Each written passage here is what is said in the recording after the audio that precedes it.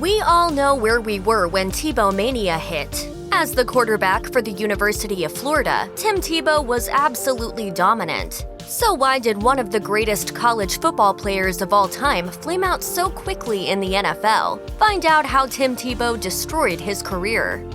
Despite most draft experts and NFL scouts calling Tim Tebow a mid-round pick at best, the Denver Broncos traded up in the 2010 NFL Draft to select the quarterback as the 25th overall pick in the first round.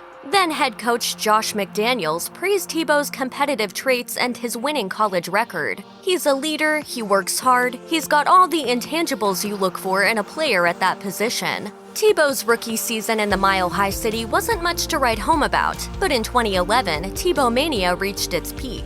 After a 1-4 start to the season, Tebow became the starting quarterback and led the Broncos to the playoffs. Tebow played the greatest game of his career against the Pittsburgh Steelers in the team's first playoff game, throwing for a career-high 316 yards and 2 touchdowns, including an 80-yard bomb to Demaryius Thomas that sealed the game in overtime. But the high didn't last long. The Broncos faced the New England Patriots the following week and were absolutely destroyed 45-10. After the season, the Broncos' Vice President of Football Operations, John Elway, sounded optimistic about Tebow's future with the team. "Tim's earned the right to be our quarterback going into training camp next year." However, Tebow never played another down for the team. Were Tim Tebow's issues on the field the only reason he was evicted from the Mile High City? Well, according to the book, Elway, A Relentless Life, sports journalist Jason Cole talked to several sources inside the Denver Broncos organization, and the former Heisman winner apparently didn't make any fans in the building after allegedly being an egomaniac obsessed with money, with one staffer calling him the most self-centered, humble guy I've ever met. And while the quarterback reportedly charged $50,000 to speak at churches, he was apparently under the impression that he would also bank the same at Broncos charity events, which angered many inside the Broncos organization. The book also claimed that Tebow mania made it difficult for Elway or any Broncos coach to criticize Tebow publicly. When Elway appeared on a radio show and remained non-committal on Tebow's future with the team, the public reaction was hostile. However, behind the scenes, the Broncos coaching staff reportedly thought Tebow was just plain awful, and that he struggled with the mental game of reading defenses and leading an effective NFL offense. They held these views despite numerous fourth-quarter comeback wins. Have you watched the game film, Tim, of the first half? I mean, come on, 3 for 16? You know, I can throw better, and I'm 2010 years old, huh? As one former teammate claimed to Cole, he has no idea what's going on out there. Yikes.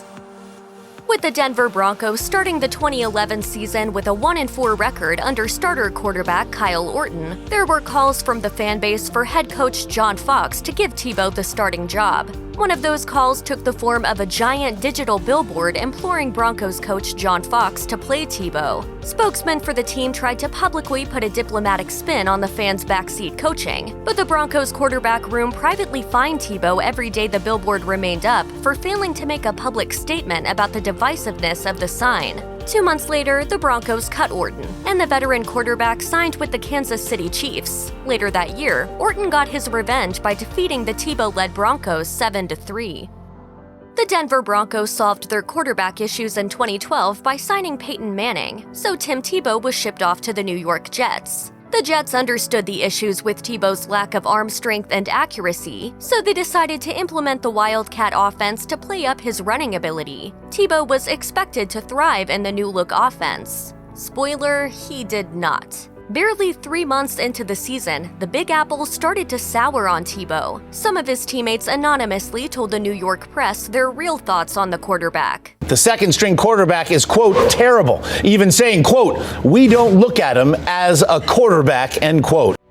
Players also claimed Tebow played horribly in practice, while a member of the organization alleged it would take an absolutely awful game from starting quarterback Mark Sanchez for Tebow to seem like the better option. And it must be said, Sanchez was almost equally bad. The member continued to drive the point home. It would take Mark to totally just the bed and become unglued. Tebow's tenure ended with the Jets the following April when the team waived him. He completed just 6 passes for 39 yards in a Jets uniform. Then head coach Rex Ryan summed things up after the season. "We have a great deal of respect for Tim Tebow. Unfortunately, things did not work out the way we all had hoped." Years later, Tebow talked about his time as a Jet. Everything happens for a reason. That situation happened for a reason. I learned so much from it, and I'm grateful for it. I can honestly say that.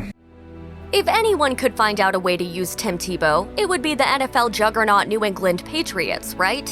Well, that was the thinking in 2013, when the team signed him a day before mandatory minicamp started. Reunited with Josh McDaniels, who would become New England's offensive coordinator, Tebow thought he found a new lease on his NFL career. After playing in 3 preseason games with a miserable 36.7% completion percentage, the Boston media was calling for him to be cut. As expected, Tebow was released before the regular season started, and in a series of tweets, emphasized he wasn't done trying to be an NFL quarterback. Turns out the dream wasn't dead. Yet. 4 years since his last starting position, Tim Tebow signed a 1-year deal with the Philadelphia Eagles to compete for the third-string quarterback job. Tebow played surprisingly well for his standards during the team's 4 preseason games, throwing for 286 yards, 2 touchdowns and 1 interception, and rushing for 82 yards and a touchdown. Unfortunately for Tebow, that wasn't enough, and he was released before the season started. Then Eagles head coach Chip Kelly said of the move, "We felt Tim has progressed, but we didn't feel he was good enough to be the number 3 right now." Ouch. It's a pretty steep drop from being one of the best players in college football to not being good enough to be the backup's backup in the pros. With that, Tebow's NFL career was over. Tim Tebow seemed to have everything going for him when he came out of college, except a strong arm, that is. But plenty of guys in the NFL have succeeded without a strong arm. However, if we may use a basketball saying here, ball don't lie. During his 35 regular season NFL games, Tebow threw for 2,422 yards for an average of 69.2 yards a game, with 17 touchdowns, 9 interceptions, an abysmal 47.9 completion percentage, and 7 fumbles. Couple that with the off-field distractions and way too much media hype, and Tebow's NFL career was uninspiring. An anecdote by one of his former Denver Broncos teammates, Chris Harris Jr., might serve as a microcosm of Tebow's time in the league. Harris was intercepting so many of Tebow's passes in practice that the coaches told him to stop. Despite all the evidence to the contrary, Tebow appeared on the Journeys of Faith with Paula Ferris podcast in 2018 and shared that he had no doubts he could still play in the NFL. It's still hard sometimes when I watch games and I'm thinking, I can totally do that, or I can be doing this, or playing here, or crushing that.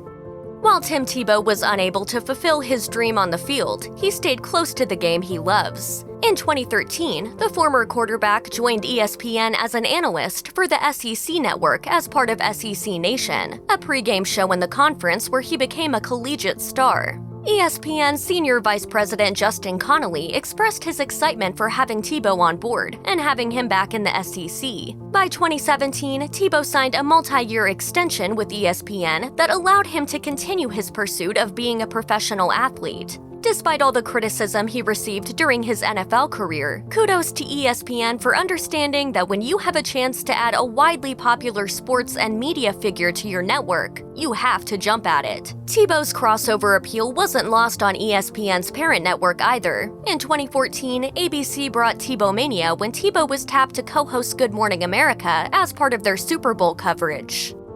With his NFL days over, Tim Tebow announced he was pursuing a professional career in another sport he played at the University of Florida, baseball. Baseball agent Brody Van Wagenen said in a statement, "This may sound like a publicity stunt, but nothing could be further from the truth. I have seen Tim's workouts, and people inside and outside the industry, scouts, executives, players, and fans will be impressed by his talent." It didn't take Tebow long to find interest, with the New York Mets signing him to a minor league contract that same year. By 2020, Tebow had spent 4 years in their minor league system, and on February 25, 2020, Tebow notched his first extra base hit in the big league camp, a 2-run homer off a veteran pitcher. The following month, Tebow was among the first players to be cut by the Mets during spring training. Mets manager Luis Rojas sounded cautiously optimistic about his potential, telling Mets.com, "He was actually in a good place swinging. I see a progression in his game. This is a guy that works really hard. We had the conversation with him going down to keep going with his plan. Hang in there, Tim."